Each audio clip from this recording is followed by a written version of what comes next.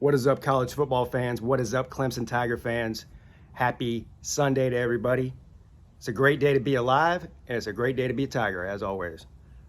So, what a game yesterday, huh? My throat hurts from yelling at the TV for 3 hours straight.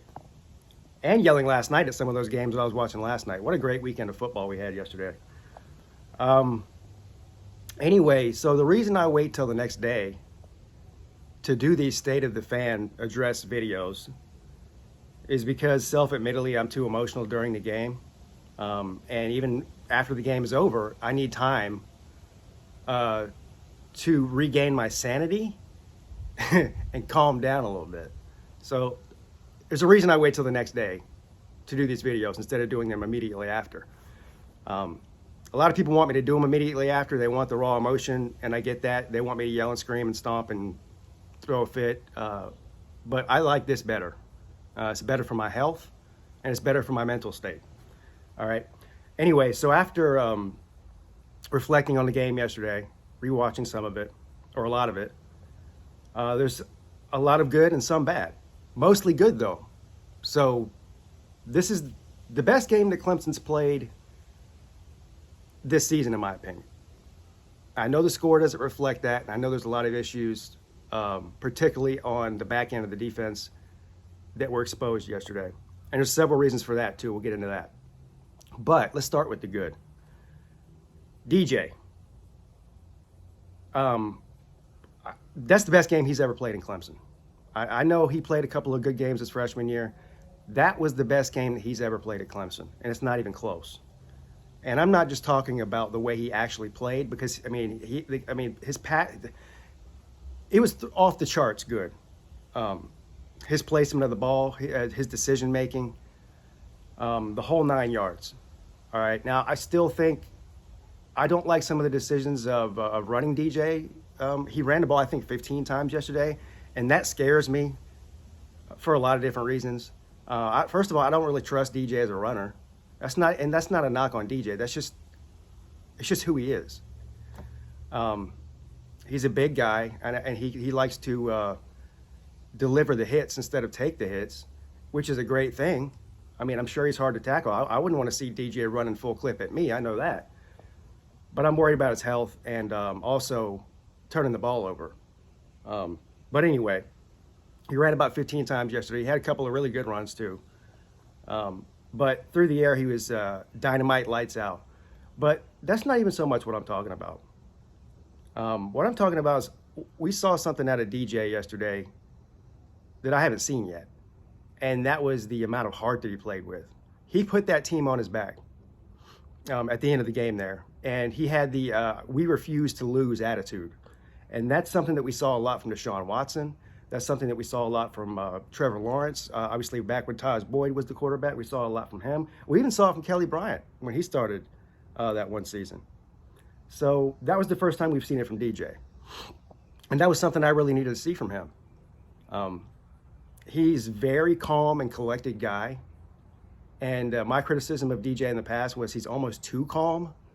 Like, you don't see that spark and that fire in him. Well, you saw it yesterday. And so that was great to see. I really needed to see that. And I think a lot of other fans were waiting to see that from him, too. So outside of the quarterback play, the running game, solid again, no complaints there. The biggest thing to me was, first of all, the receivers finally figured out how to catch the ball and stop with all the drops. And they stepped up big time, made some amazing catches yesterday to help DJ out. I mean, all around the board. I mean, I don't know how many different receivers caught a ball, but a lot. I'd probably say 6 or 7 different receivers caught a ball. And guess who got involved big time? The tight ends. 10 catches, I believe, between the two of them. Davis Allen's an absolute freak.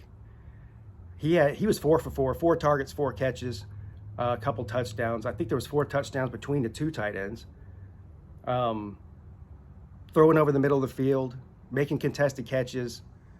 This is something we haven't seen since 2016 with the Clemson offense, with Deshaun Watson and Jordan Leggett. So not only do we have one guy that can do it right now, we have 2 which makes this offense extremely dangerous. Antonio Williams has just taken off like a rocket ship as a freshman receiver. I mean, the guy's an absolute playmaker and stud. I can't say enough about Will Shipley. He gutted it out yesterday, had a couple of big plays. Obviously, their first play from scrimmage, you know, a 60-yard run or something. So the team just came together as a whole. Now, the deficiencies that we saw, what was really frustrating to me was just watching how Wake Forest they found a weakness and they just attacked it, and couldn't stop it. I know we had some guys out. I mean, some really good guys. We really miss Malcolm Green, and we really miss Andrew Makuba in the secondary. That's clear. Hopefully we'll get them back for NC State. I think that we will. But credit to Dave Clawson and Wake Forest and Sam Hartman and those receivers. They couldn't run the ball to save their life. And I said this going into the game. I said that Wake Forest, I thought this was a huge mismatch. I thought Clemson was going to win this game yesterday by 20 points. Well, we all saw that didn't happen.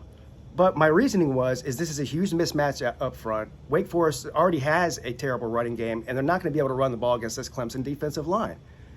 And that was exactly what happened through the first half. I think they had less than 20 rushing yards in the first half. It was ridiculous. They couldn't run the ball to save their life. But the one thing they could do was target our secondary with their NFL receivers, and they did that, and it worked great. I mean, we just couldn't stop them with the deep pass. I mean, Sam Hartman was out there putting on a clinic with the deep ball, and we couldn't stop it. So it's very frustrating to watch that. But what did Wake Forest do in the second half? Clemson was forced to soften up their defense and send more guys into coverage because they were just getting burned. So they were forced to back off. And what did Wake Forest do? Started running the ball in the second half. I don't know how many run plays they ran in the second half, but it was a lot. And the one they ran the same one over and over again, you know, right up the middle. Of course, Clemson was playing soft, so they were having a hard time stopping the run. It was a bit of a chess match back and forth coaching. It was pretty interesting. If you're not a fan involved in it, and you don't have your emotions involved in it like me or you, if you're an outsider watching, it was a pretty interesting chess match with the play calling there, especially in the second half.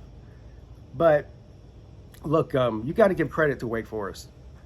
I've been saying this for years, for at least the past couple of years.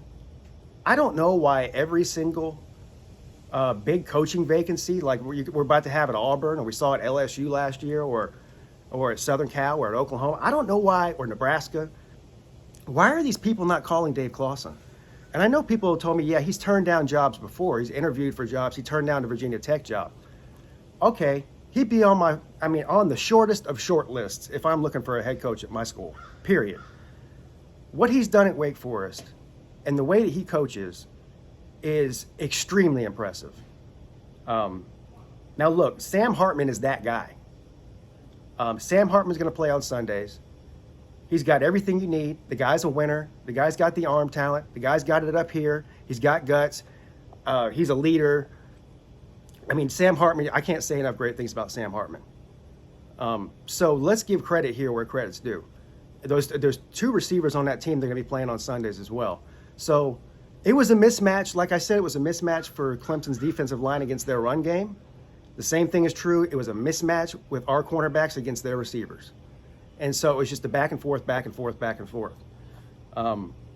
which was extremely stressful for me and some of you out there. But at the end of the day, like I said, people look at this and say, oh, Wake Forest, a struggle win against Wake Forest where Clemson's no good. Let me tell you about this Clemson offense. This Clemson offense right now is one of the best in the country. And yeah, believe it or not, DJ is playing like one of the best quarterbacks in the country, both with the eye and statistically. Another almost 400-yard passing day yesterday. 5 touchdowns yesterday. You see some of those throws he made? That throw that he made for the 2-point conversion to tie it at 28 to Bo Collins in the end zone, when he literally had one leg. They had his one leg up in the air, and he just, at the flick of a wrist, throws a dart into the end zone to Bo Collins. So that was extremely impressive. But anyway, yeah. So it was a great game, and I'm really looking forward to this week. I think now that this offense is clicking, it's going to be.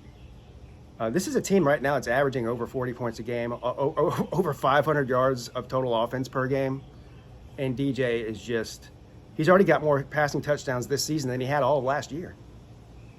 Think about that for a second. And only one interception on the entire season, too. So I'm feeling really good right now. We get some of these pieces back on defense. This is going to be a hard team to beat.